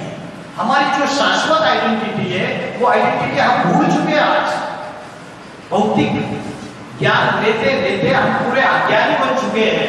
वो हमारी असली आइडेंटिटी क्या है? What is my real identity? Who am I? क्या है रियल आइडेंटिटी? बताइए। मैं एक आत्मा हूं। आत्मा क्या है? आत्मा एक एनर्जी है, प्राण शक्ति है। आत्मा क्या है? चेतना है, कॉन्शियसनेस है। और कॉन्शियसनेस मतलब क्या? इसमें कॉन्शियसनेस है क्या? नहीं है। इसमें कॉन्शियसनेस है क्या? नहीं। नॉन लिविंग, डेड, जड़ पदार्थ। और ये मेरे अंदर कॉन्शियसनेस है, कोई एनर्जी है जिसकी वजह से मैं बात कर रहा हूं, आंखों से देख रहा हूं, कानों से सुन रहा हूं, इंद्रियों से हलन चलन कर रहा हूं। तो प्राणियों में भी कॉन्शियसनेस है। तो जो चेतना है, कॉन्शियसनेस है, जो एनर्जी है, वो आत्मा है। वो मेरी असली आइडेंटिटी है। आत्मा चली गई तो मेरा शरीर एज इट इज रहेगा, फिर जला दिया जाता है या तो गाड़ दिया जाता है। शरीर की कोई वैल्यू नहीं है। और हम बोलते हैं कि वो भाई साहब अच्छे खासे कुर्सी पर बैठे थे, अभी चले गए, ऊपर चले गए। चला क्या गया? भाई साहब का बॉडी तो उधर ही है। तो भाई साहब कौन थे फिर जो चले गए? हम बोलते भाई साहब चले गए, रवि जी चले गए। तो रवि जी किसको बोल रहे थे आप? बॉडी तो उधर ही है रवि जी की। तो रवि जी के बॉडी को चलाने वाली जो इनविजिबल एनर्जी थी, जिसको आपने रवि जी करके संबोधन दिया था, वो आपकी असली आइडेंटिटी है, वो आत्मा है। ये आत्मा शरीर में कहाँ रहती है और उसका ध्यान कैसे करना है? आत्मा यहाँ पे रहती है, भ्रुकुटी के बीच में। इसका क्या प्रूफ है कि आत्मा यहाँ रहती है? भगवत गीता में बोला है, घोर मध्य प्राणमावेश सम्यका। भ्रुकुटी के मध्य में प्राण शक्ति स्थित है। उसका और एक प्रूफ है, भारत की कन्या माताएं यहाँ पे बिंदी लगाती है और पुरुष लोग यहाँ पे टीका लगाते हैं। द्वापर युग से ऋषि मुनियों को जब ये पता चला मनुष्य बॉडी कॉन्शियसनेस में आ रहा है, अपने शरीर को ही सब कुछ समझ बैठा है, तो मनुष्य को आत्मा का भान रहे, आत्मा की नॉलेज रहे, वो आत्मा का ध्यान करे, इसलिए बिंदी लगाने की और टीका लगाने की परंपरा शुरुआत हुई। आज हम उसके स्पिरिचुअल सीक्रेट को भूल गए। तो आत्मा यहाँ रहती है, ठीक है। अभी आत्मा दिखती कैसे है? जैसे स्विच ऑन कर दिया, फैन ऑन हो गया, ट्यूबलाइट ऑन हो गया, तो इलेक्ट्रिसिटी करंट फ्लो हो रहा है। इलेक्ट्रिक करंट को आपने देखा है आंखों से? नहीं, इनविजिबल है, लेकिन आप मानते हो उसको, एप्लीकेशन को। वैसे आत्मा इन आंखों से दिखती नहीं है, लेकिन उसका अनुभव कर सकते हैं। और अनुभव कैसे करेंगे? ध्यान लगाओ यहाँ पे। क्या याद करना है, क्या ध्यान करना है? तो आत्मा भगवत गीता में बोला है, अनुरण्याम समुस्मरेत। आत्मा अति सूक्ष्म है। It is just like a point of light, it is infinitesimal than the atoms and molecules. अति सूक्ष्म है, जैसे एटम सूक्ष्म होता है, लेकिन एटम बॉम्ब बनके सारी सृष्टि का विनाश हो सकता है, डिस्ट्रक्शन। वैसे आत्मा इतनी पावरफुल है, इतनी पावरफुल है। और आत्मा की 3 शक्तियां है, मन, बुद्धि और संस्कार। तो माँ यहाँ बैठी है, माँ यहाँ पे बैठी है दौलतपुर हिमाचल प्रदेश में, और बच्चा पढ़ लिख के राहुल अमेरिका चला गया, और माँ बच्चे को वीडियो कॉलिंग ट्राई कर रही है, और बच्चे को नेटवर्क मोबाइल का अच्छा नहीं है तो नहीं लग रहा है कॉल। तो माँ ने बच्चे को यहाँ बैठ के याद किया, और 7 समुद्र पार राहुल को टचिंग हो गई, और राहुल अपने फ्रेंड को बोलता है, जरूर मेरी माँ ने मुझे याद किया। तो ये वाइब्रेशन की पावर है, ये बुद्धि की पावर है, ये मन की एकाग्रता की पावर है। बहुत जबरदस्त पावर है ये जो वायरलेस टेक्नोलॉजी आई है, मोबाइल से हम किधर भी बात कर पा रहे हैं। ऐसी इससे भी ज्यादा पावर, जैसे एटम में पावर है, जड़ एटम में पावर है, मॉलिक्यूल में पावर है, वैसी पावर आत्मा में है। हमारे वाइब्रेशन की शक्ति इतनी जबरदस्त है, दुनिया के किसी भी कोने में जाके पहुंच सकते हैं। लॉ ऑफ अट्रैक्शन, चलो उसमें अभी मैं डिटेल में नहीं जा रहा हूं। तो आत्मा जो है भ्रुकुटी के बीच में रहती है। It is just like a point of light. जैसे स्टार आकाश में चमक रहा है, वह छोटा सा स्टार देखो, एक सेकंड के लिए झलक, और उस स्टार को यहाँ पे याद करो। ब्रह्म मुहूर्त के समय सबसे अच्छा समय मन को एकाग्र करने का प्रैक्टिस। जिसका मन बीमार है, tension, depression, stress, anxiety, insomnia, psychosomatic disorders, मनोविकार, हम साइकियाट्रिस्ट के पास मत जाओ, ये करो अध्यात्म, जड़ से बीमारी निकल जाएगी पूरी तरीके से। ब्रह्म मुहूर्त के समय उठना है, 4 बजे उठ जाओ। 2 बजे से लेकर पौने 5 बजे का समय ब्रह्म मुहूर्त का समय है। 4 बजे उठ के अपने चंचल मन को इस पॉइंट पे एकाग्र करो। इसको बोलते हैं उत्तमांग। इस पॉइंट पे एकाग्र करो, जैसे स्टार चमकता है, पॉइंट ऑफ लाइट इधर याद करो, आधा घंटा 180 डेज लगातार इसका अभ्यास करो। आपको प्रसन्नता, आनंद, हल्कापन, नेचुरल खुशी इसका अनुभव होगा। लगेगा इधर कोई पावर है, ट्रिमेंडस पावर है, पुल करेगा यहाँ। आप करके देखो, अनुभव कर सकते हो। तो आत्मा का अभ्यास करेंगे। दूसरा चीज आध्यात्मिक ज्ञान। आत्मा का भोजन 2 है, एक तो ध्यान माना योग, और दूसरा है आध्यात्मिक ज्ञान। तो रोज 1 घंटा आप पॉजिटिव स्पिरिचुअल कोई क्लास करो, स्पिरिचुअल क्लास, जिसमें आपको स्पिरिचुअल नॉलेज मिले। उससे क्या होगा, पॉजिटिव थॉट्स आपके माइंड में आएंगे, नेगेटिव थॉट्स भागते जाएंगे, कचरा साफ होते जाएगा रोज का रोज। और ये डेली हमें नेसेसरी है। जैसे मोबाइल की बैटरी डिस्चार्ज होती है तो रोज चार्जिंग करते हो ना, 2 टाइम करते हो, रात को सोते समय भी ध्यान से मोबाइल चार्जिंग करके सो जाते हैं। वैसे ये आत्मा की बैटरी हमारी डिस्चार्ज हो गई है, किसी की कम हो गई है, किसी की ज्यादा हो गई है। तो ये आत्मा की बैटरी को रोज के रोज चार्जिंग करनी है हमको। और ये चित्र देखो, यहाँ पे आत्मा यहाँ रहती है भ्रुकुटी के बीच में। दूसरा एक, आपको जो अभ्यास करना है, उस अभ्यास करते वक्त आंखें बंद नहीं करनी है, आपको आंखें खुली रखते हुए अभ्यास करना है। क्योंकि आज जो आर्टिफिशियल मेडिटेशन के टेक्निक्स आए हैं, उसमें आंखें बंद करके पालथी मार के बैठ जाते हैं। माँ ने जब राहुल को याद किया तो माँ पालथी मार करके करने की जरूरत पड़ी, या माँ ने कोई सॉन्ग प्ले किया और कोई डांस किया राहुल को याद करने के लिए। आज हम परमात्मा को याद करने के लिए, उससे कनेक्शन जोड़ने के लिए सारे आर्टिफिशियल आडंबरों का आधार ले रहे, कर्मकांडों का आधार ले रहे, फिर भी याद नहीं आता है आपको। आज गणेशोत्सव, नवरात्र के नाम पे शराब पीना, नाच गाना करना, डीजे सॉन्ग बजाना जोर जोर से, ये हमारे धंधे बन चुके हैं। इसको बोलते हैं तामसी कलियुग। कलियुग में कली राक्षस सबके अंदर प्रवेश कर लेता है। ये कली राक्षस माना 5 विकार, काम, क्रोध, लोभ, मोह, अहंकार।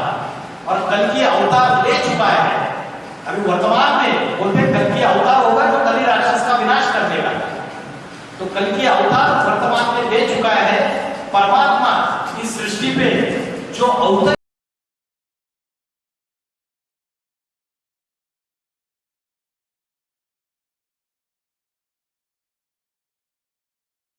पहला युग कौन सा है?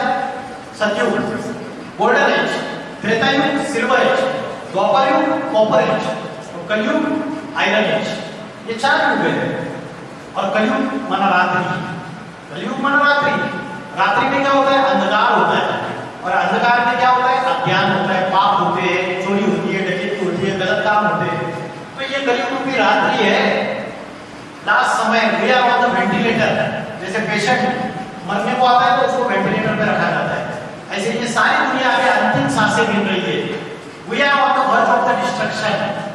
उसके लिए अलग सेशन है, कैसे है साइंटिफिकली भी टेक्निकली भी प्रूव करके दिखाऊंगा कि अभी हम लास्ट वेंटिलेटर पे बैठे हुए हैं। और ये जो 100 साल का समय है, सतयुग माना गोल्डन एज, नई न्यू वर्ल्ड की शुरुआत और ओल्ड वर्ल्ड पुरानी दुनिया का विनाश। इस दोनों के बीच का जो 100 इयर्स का समय है उसको बोलते हैं संगम युग, कन्फ्लुएंस एज या संधि काल, दोनों को जोड़ने वाला। इस 100 इयर्स के समय में स्वयं गॉड, अल्लाह, ईश्वर या शिव इस सृष्टि पे अवतरित होते हैं। क्योंकि आज का पॉलिटिकल लीडर, आज का अभिनेता, नेता, आज का क्रिकेट प्लेयर विराट कोहली, आज का फुटबॉल प्लेयर, इस दुनिया को पापों के गर्भ से नहीं निकाल सकते, वो खुद ही पापी है।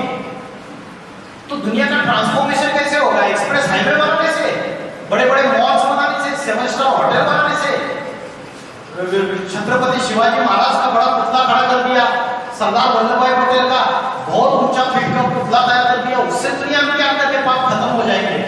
गंगा के पानी में हजारों साल से नहा रहे, लेकिन भारतवासियों के पाप बढ़ते चले जा रहे, कम नहीं हो रहे। तो ये ज्ञान गंगा की बात है।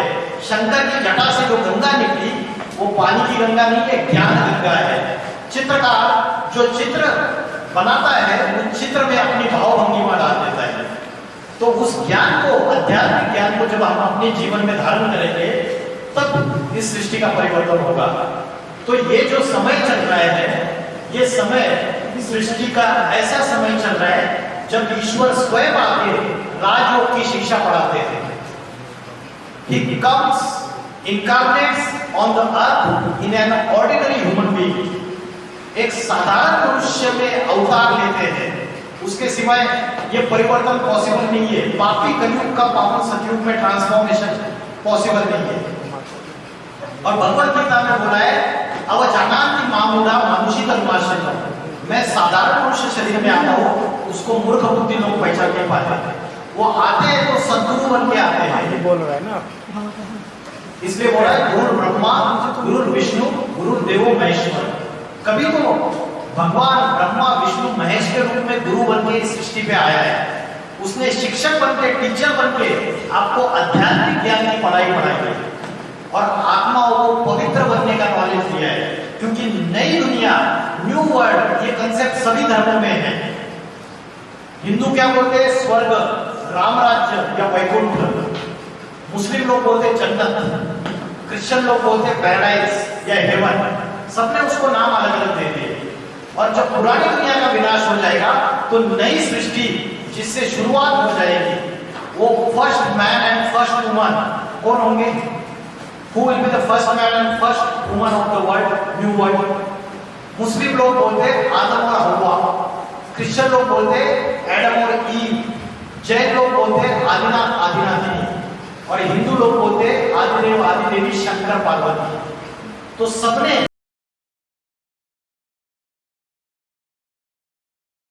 पढ़ा है ये राजयोग, ये जो व्यक्ति है इस आसन पे बैठा हुआ है, वो आसन के 4 पिलर्स है।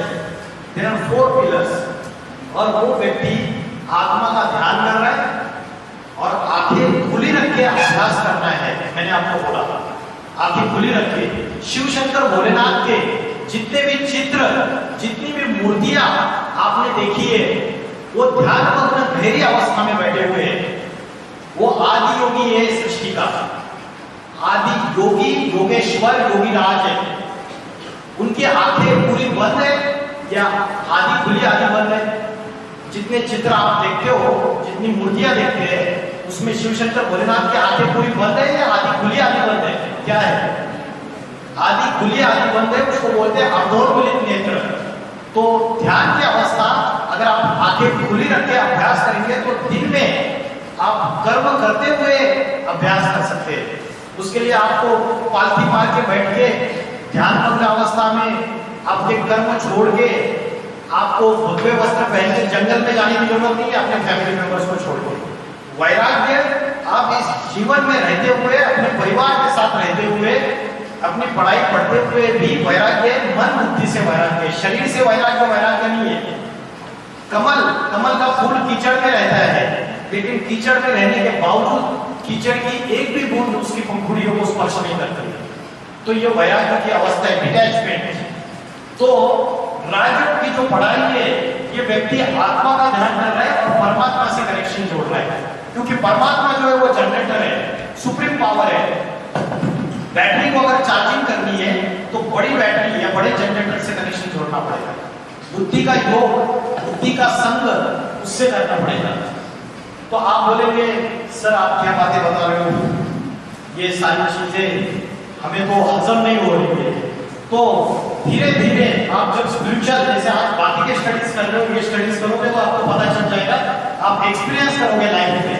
आज एक्सपीरियंस नहीं करोगे तो 5 साल के बाद करोगे। There are 4 pillars. पहला पिलर है ब्रह्मचर्य।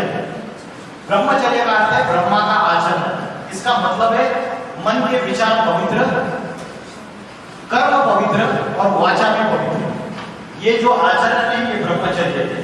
फिर शुद्ध अन्न, मैंने इसके ऊपर बहुत सारा बताया आपको, दैविक गुण, डिवाइन क्वालिटीज, और चौथा है सत्संग, आध्यात्मिक ज्ञान। ये चारों पिलर से ये राजयोग की शिक्षा है।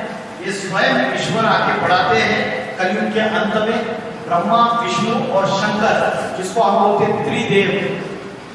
ब्रह्मा ने कब सृष्टि रची और शंकर ने सृष्टि का कब विनाश किया? ये सृष्टि का चक्र गोल गोल घूमता रहता है। जैसे ये बिग बैंग थ्योरी है, इसमें बिग बैंग थ्योरी में भी बोला है बिग बैंग, उससे एकदम सिंगुलरिटी से सारी सृष्टि एक्सपांशन हो जाती है और उसके बाद बिग क्रंच हो जाता है, फिर से वो सिंगुलरिटी में समेट जाती है। तो ये चक्र जो है घूमता रहता है, सृष्टि की शुरुआत, सृजन और विनाश। तो ये तीनों कार्य ईश्वर आके डायरेक्टली करते हैं और ऐसे समय करते हैं जब सारी दुनिया तीसरे विश्व युद्ध के कगार पे खड़ी है। फर्स्ट वर्ल्ड वॉर हो चुका है, सेकंड वर्ल्ड वॉर हो चुका है, अभी सारी दुनिया थर्ड वर्ल्ड वॉर के कगार पे खड़ी है। अगर थर्ड वर्ल्ड वॉर होगा तो इस बार नई चीज क्या होगी पता है आपको? आज छोटे से छोटी कंट्री के पास एटम बॉम्ब, न्यूक्लियर वेपन्स है, एटॉमिक वेपन्स है। और एटॉमिक वेपन्स ये हमारे घर के सजावट के लिए नहीं है, ये सारी सृष्टि का विनाश करने के लिए सारे साधन हमने अपनी साइंटिफिक बुद्धि से तैयार कर लिए। रिमोट कंट्रोल का एक बटन दबाने की देर है, ये सारी दुनिया विनाश हो जाएगी 1 सेकंड में। इतने एटॉमिक वेपन्स आज छोटी से छोटी कंट्री के पास है। तो ऐसे इस पे हम खड़े हैं। अगर अभी अर्थ का टेम्परेचर बढ़ता चला जा रहा है, अभी अगर एटम बॉम्ब का एक्सप्लोजन हो गया तो अर्थ का टेम्परेचर और इंक्रीज हो जाएगा। तो 1 डिग्री सेल्सियस से ज्यादा इंक्रीज हो चुका है। अगर एटॉमिक बॉम्ब का एक्सप्लोजन हो गया तो अर्थ का टेम्परेचर और इंक्रीज हो जाएगा। उससे क्या होगा? टेम्परेचर इंक्रीज होने से क्या होगा? ग्लेशियर्स पिघल जाएंगे नॉर्थ पोल और साउथ पोल पे, और उससे क्या होगा? उससे जो समुद्र है उसका जलस्तर बढ़ जाएगा और उससे जो बड़े बड़े आइलैंड्स है उसमें समा जाएंगे। They all will get submerged in the oceans. अभी बॉम्बे खतरे में है, कांडा खतरे में है, बेंगलोर, चेन्नई खतरे में है। ये नासा की रिपोर्ट है, मैं नहीं कह रहा हूं। ये सारा का सारा आज हमने जितने भी साइंस से उन्नति की है उसके बावजूद हम विनाश की तरफ अग्रसर है। गीता में बोला है यदा यदा धर्मस्य ग्लानिर्भवति, धर्म की ग्लानि होती है, अधर्म का बोलबाला होता है, जो आज की तारीख में है वर्तमान में। तब मैं सज्जनों की रक्षा करने के लिए, दुर्जनों का विनाश करने के लिए इस सृष्टि में अवतार लेता हूं। तो बड़े बड़े जो भविष्यकार हैं जिन्होंने भविष्यवाणियां की है, जो विदेशी भविष्यकार है, नॉस्ट्राडेमस, आपने किसी ने नाम सुना है नॉस्ट्राडेमस का?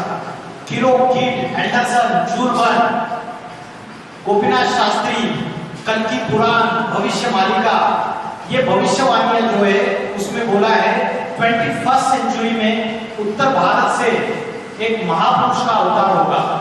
वो योगी होगा, वो आत्मा और परमात्मा के रहस्य प्रकट करेगा। बड़े बड़े जो इंटेलेक्चुअल है, साइंटिस्ट, वकील, डॉक्टर, इंजीनियर, वो सारे उसका नॉलेज सुन के आश्चर्यचकित हो जाएंगे। वो ऐसी आध्यात्मिक क्रांति लाएगा इस भारत में और ऐसा आध्यात्मिक संगठन स्थापन करेगा कि बड़ी बड़ी महासत्ताएं, अमेरिका, यूरोप, रशिया, चाइना, ये सारे उसके सामने नतमस्तक हो जाएंगे। भारत विश्वगुरु बन जाएगा। तो उस महापुरुष का अवतार इस सृष्टि पर हो चुका है। परमात्मा स्वयं सृष्टि पे अवतार होके इस सृष्टि में असली सुख और शांति स्थापन करने का कार्य, राजयोग की शिक्षा, जो साइलेंस की पावर है, जो अध्यात्म की पावर है, वो देकर कर रहे हैं। क्योंकि आगे चल के आप देखेंगे कि साइंस को साइलेंस के आगे झुकना पड़ेगा। साइंस हमें विनाश की तरफ लेकर जा रही है और साइलेंस नई दुनिया कंस्ट्रक्शन की तरफ लेके जा रही है। तो इतना बोलकर मैं रुकता हूँ। ओम नमः शिवाय।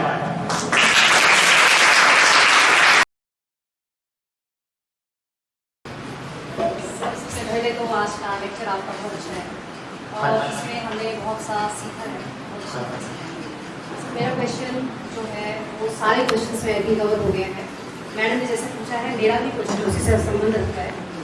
बट मैं सर, मेरा क्वेश्चन सिंपल ये है कि आत्मा और परमात्मा इन दोनों के बीच में क्या है सर? क्योंकि उसके बीच का जो एक सेतु है जो आत्मा को परमात्मा से मिलाता है सर, उसका जरिया क्या हो सकता है? हाँ, अच्छा क्वेश्चन है।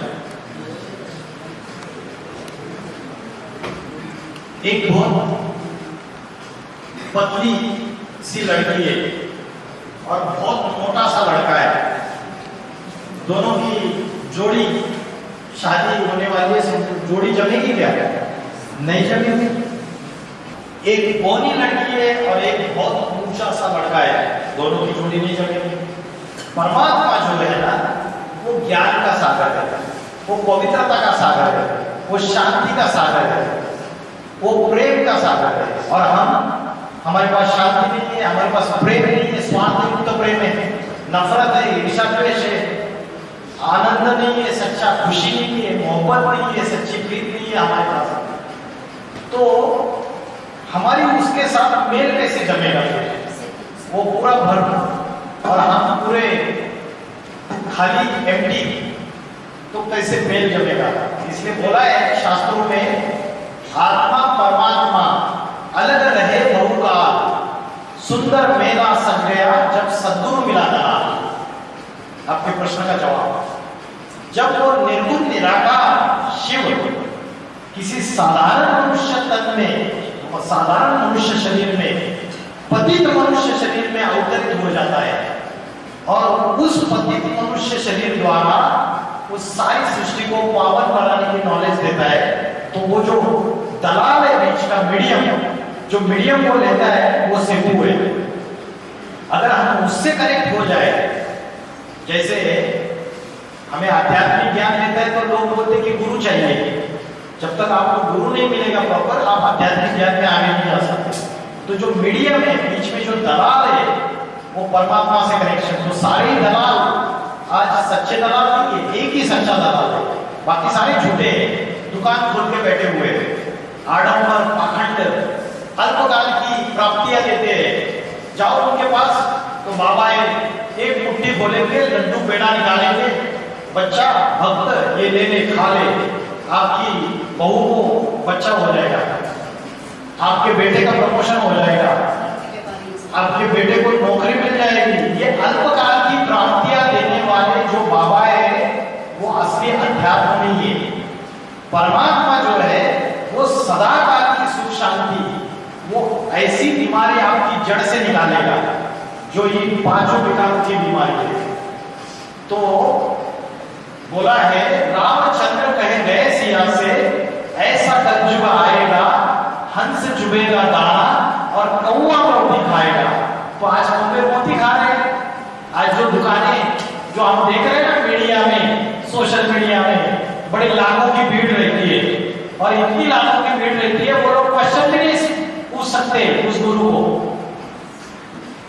बस सुनते हैं सत्यवचन महाराज ये ऐसे काम बुलाएंगे और अपने घर पे चले जाएंगे। तो असली अध्यात्म जो है, ईश्वर जब आता है तो वो ऐसा ज्ञान देता है जो ज्ञान आज तक तुलसीदास, कबीरदास, सूरदास, गुरु नानक जी, महात्मा बुद्ध, जीसस क्राइस्ट, मोहम्मद पैगंबर, कोई भी संत महात्मा आज तक ऐसा ज्ञान नहीं सुना पाया। ऐसा ज्ञान सृष्टि परिवर्तन का, संसार के आदि, मध्य और अंत का ज्ञान और आत्मा का और परमात्मा का सत्य ज्ञान सुनाते हैं। तो उसको पहचानना कैसे है? वो तो साधारण मनुष्य शरीर में आता है। तो मैंने बोला अभी का वर्तमान समय उसका समय है। जब तक वो प्रैक्टिकली नहीं आता है, हम उससे कनेक्ट नहीं हो सकते। अभी मैं प्रैक्टिकली नहीं आता, समझो मेरी सिर्फ आत्मा है और आत्मा को शरीर ही नहीं है, तो मेरी आत्मा ज्ञान सुना सकती है? नहीं सुना सकती। हमने मंदिर बनाए भगवान के, हमने मस्जिदें बनाई, हमने चर्च बनाए, हमने गुरुद्वाराएं बनाई, हमने हजारों साल से भगवान को ढूंढा, लेकिन हमको भगवान कभी मिला ही नहीं। तो हमने बोल दिया अरे भगवान तो सर्वव्यापी है, कण कण में व्यापक है, आप में भगवान है, इसमें भगवान है, उसमें भगवान है। शिवोहम अहम ब्रह्मास्मि, मैं ही भगवान हूं। हमने भगवान की सही व्याख्या को भूल गए। वो ऐसी पर्सनैलिटी है, ऐसा हीरो है इस सृष्टि का, ऐसा हीरो है जिससे हम 100% प्राप्ति कर सकते हैं। तो वर्तमान में कलयुग के अंत में उसका अवतरण होता है सृष्टि पे। उसको पहचानने के लिए उसके शरीर से हम उसको पहचान नहीं सकते। वो कोई बड़ा टाटा बिरला मुकेश अंबानी के शरीर में नहीं अवतरण होता है। कोई पॉलिटिकल लीडर या कोई विराट कोहली इनके शरीर में अवतरित नहीं होता है। वो अति साधारण मनुष्य शरीर में अवतरित होकर वो श्रेष्ठ आध्यात्मिक ज्ञान देता है और उसको विरले ही मनुष्य पहचान पाते हैं। तो उसके लिए हमें भूख लगनी चाहिए, प्यास लगनी चाहिए आध्यात्मिक ज्ञान की। आज मैंने आपको एक मैसेज दिया, आप जाइए इसमें डिटेल में, और मैं 100% बोलता हूँ जो ज्ञान की बात मैं आज आपको निमित्त होकर सुना रहा हूँ वो देने वाला ऊंचे ऊंचे हाईएस्ट है। और इस ज्ञान के माध्यम से ही आप उससे कनेक्शन जोड़ सकते हो। भगवान से कनेक्शन ज्ञान के आधार से ही जोड़ा जाता है। पहले ज्ञान आता है, फिर परमात्मा की पहचान आती है। बिना ज्ञान के आप उसको पहचान नहीं सकते, ना उससे आप मोहब्बत कर सकते हो, ना उससे प्रीति आपको डेवलप होगी। आज मैंने आपको आध्यात्मिक ज्ञान सुनाया तो आपको परमात्मा के प्रति प्रीति आएगी, मोहब्बत आएगी। तो बिना ज्ञान से उससे कनेक्शन नहीं जोड़ सकते। तो सेतु दो है, एक आध्यात्मिक ज्ञान और वो आध्यात्मिक ज्ञान जिस ऑर्डिनरी ह्यूमन बीइंग से वो दे रहा है, ये दोनों सेतु है उसके तक पहुंचाने के लिए। और उसी से हम अपनी स्पिरिचुअल जर्नी, अपना स्पिरिचुअल एम्स को प्राप्त कर सकते हैं। ठीक है,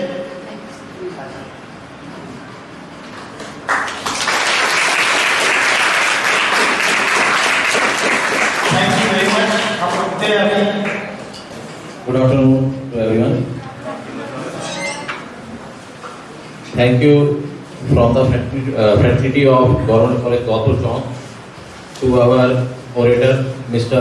Amol and Srimati Ashu Balaji for giving such a spiritual information inculcate to our students.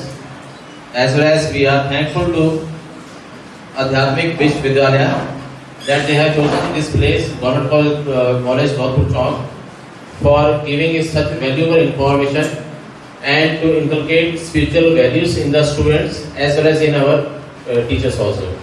So I am thankful to again Mr. Anmol and Srimati Ashwala and the team of Adhyatmik Vishwavidyalaya from Government College Gaupur Chowk. Thank you, sir. Thank you.